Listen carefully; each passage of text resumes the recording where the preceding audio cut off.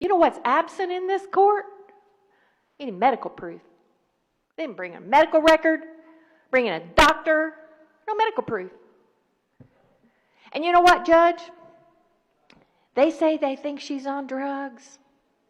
They even stopped the freaking trial to make her go do a drug test in front of the trial over my objection.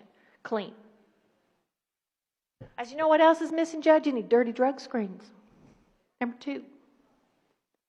Number 3, you know what else is missing, Judge? They want to call my mama crazy? And they paid a professional to do an evaluation of her. She's not here either.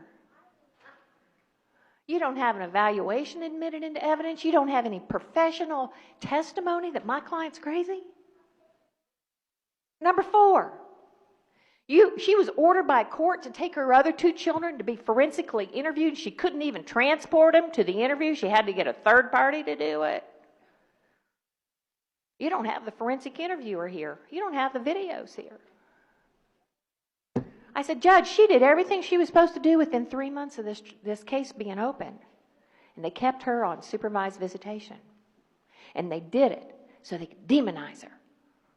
Demonize her. Now this poor mom, let me tell you something else. She had all the elements. She had been in DCS custody herself. They re-victimized her and brought up how she had been put in DCS custody herself, and it must have been because she was bad. She had all the elements. And I said, Judge, the burden of proof is always on the other side. They have to prove to you by clear and convincing evidence, by a firm conviction in your mind that these facts are all true and that they amount to child abuse or neglect. It's what we're dealing with. That's our world. And let me tell you something else. They also used the fact that when the DCS worker came to her house, she brought a police officer who's all armed up, got a flak jacket on.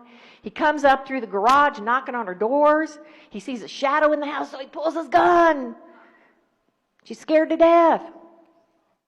She won't let him in the house. She calls her attorney. Her attorney, well, not me, because I would not say this. Her attorney says, go ahead and let him in.